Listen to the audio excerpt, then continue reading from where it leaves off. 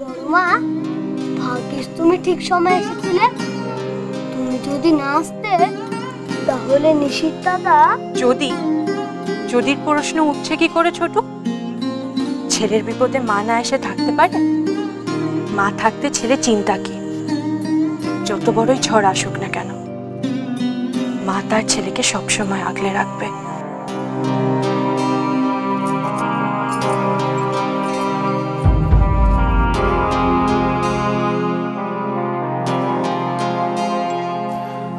মা, ও মা গো, মা আমায় ক্ষমা করে দাও মা। মা আর কোনোদিন হবে না মা। আমি তোমায় অনেক কষ্ট দিয়েছি মা। মা আর হবে না মা। মা আমার জন্য তোমার চোখের জল ফেলতে হয়েছে মা। মা আমি মহা পাপ করেছি মা। আমায় ক্ষমা করে দাও মা। আমায় ক্ষমা করে দাও। আর রাগ করে থেকো না মা। গো ও মা, মা আর রাগ করে থেকো না মা। ক্ষমা করে দাও। কি হলো? ওদিকে আবার কি নাটক শুরু হলো? মা বড়দার দোকান থেকে গেল, তার পেছন পেছন বড়দা বড়দি। কিরে বাবা, সব ভাব হয়ে গেল নাকি? ব্যাপারটা দেখতে হচ্ছে তো। আমি তোমায় এত কষ্ট দিয়েছি বা তবু তুমি আমার কাছে ছুটে এসেছো। আমি তোমার মান রাখতে পারিনি, তবু তুমি আমার সম্মান রাখতে আমার পাশে এসে দাঁড়িয়েছো মা। আমি তোমার বিশ্বাস রেখেছি, আমি তোমায় এত কষ্ট দিয়েছি, কিন্তু তবুও তুমি এত কষ্ট করে এত সবকিছু মিষ্টি বানিয়ে নিয়ে এসেছো মা। আমি কুসন্তান মা, আমি তোমার কুসন্তান মা। তুমি আমায় শাস্তি দাও, আমায় শাস্তি দাও।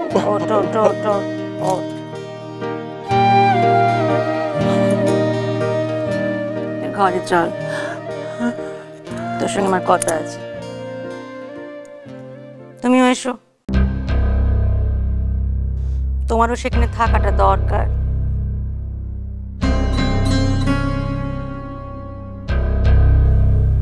আয়।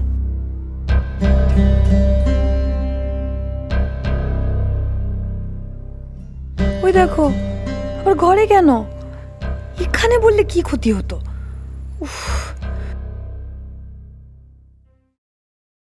তোর মনে আছে নিশিত, তোর ছোটবেলায় আমাদের বাড়ির এই পেছন দিকে রায়চৌধুরীর বাড়িতে একটা বিরাট বাগান ছিল?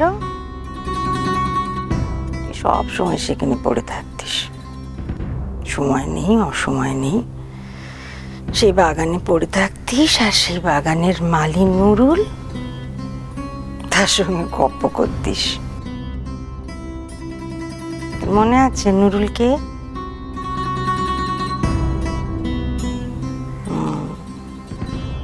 বাড়িতে এসে আমাকে চোখ বড় বড় করে কত কিছু শোনাতিস।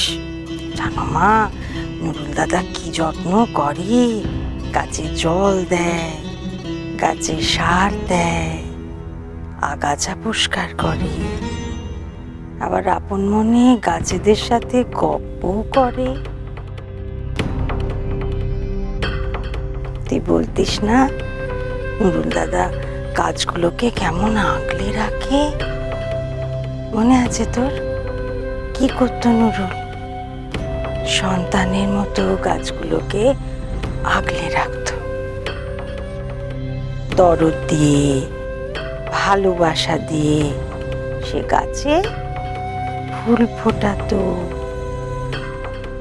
ফল ধরাতো।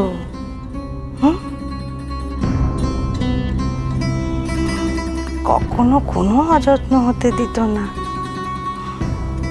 নিজে রোদে পুড়ে জলে ভিজে সে যত্ন করত।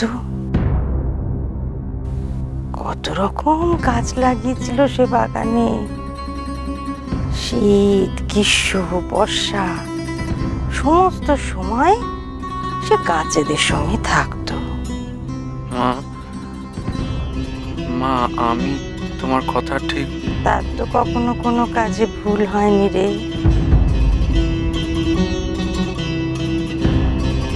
সে তো কাউকে ভালোবাসতে ভুল করেনি।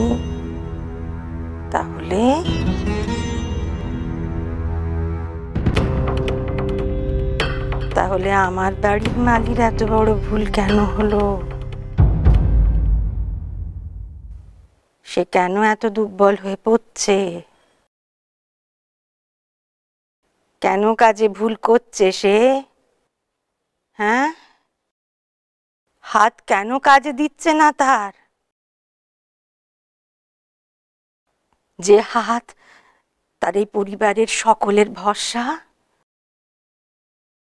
যে হাত দিয়ে সে সবাইকে আগলায়, সেই হাত তার দুর্বল হয়ে নুয়ে পড়ছে কেন?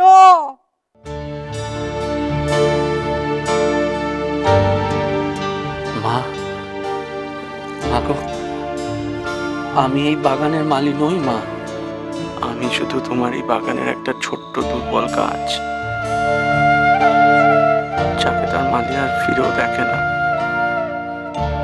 আমি কি করব বলো?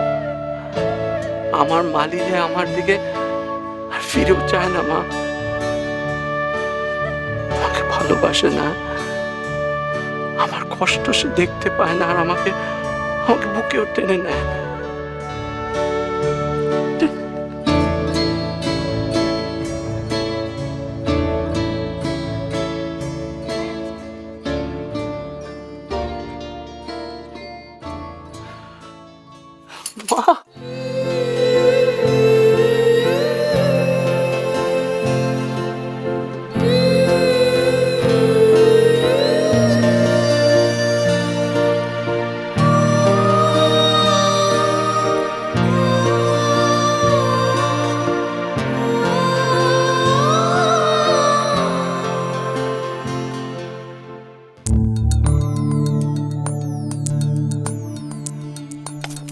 মা, বিড়বিড় করে কি বলছে কিচ্ছু শোনা যাচ্ছে না।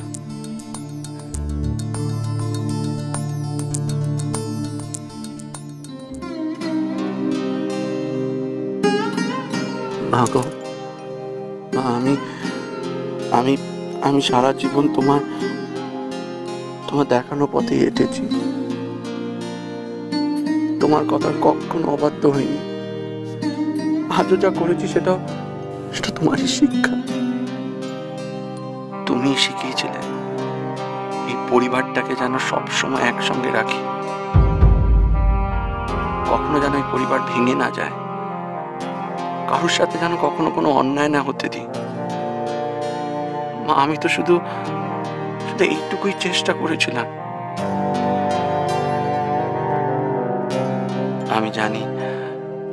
আমি জানি উষসীর যেই সত্যিটা আজ তোমার সামনে এসেছে সেটা তোমার জন্য খুব বড় একটা ধাক্কা,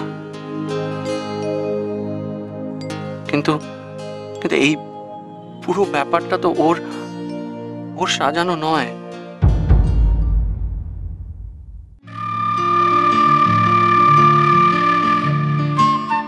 আমি কটা দিনে ওকে যতটুকু জেনেছি আমার মনে হয়েছে যে ও ঠিক তোমার মতোই মিথ্যেটাকে ঘেন্না করে। মা, আমি ওর চোখে তোমার জন্য সবসময় শ্রদ্ধা দেখেছি, সম্মান দেখেছি।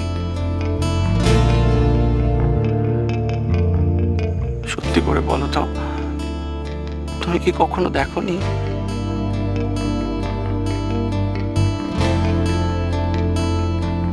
মা, অনেক সময় এমন কিছু পরিস্থিতি তৈরি হয় যে মানুষের আর কিছু করার থাকে না, অনেক কিছু বাধ্য হয়ে করতে হয়। ওর হাত পা বাঁধা ছিল, নিরুপায় ছিল মা। ও দিনের পর দিন চুপ করে থেকেছে, কিচ্ছু বলতে পারেনি।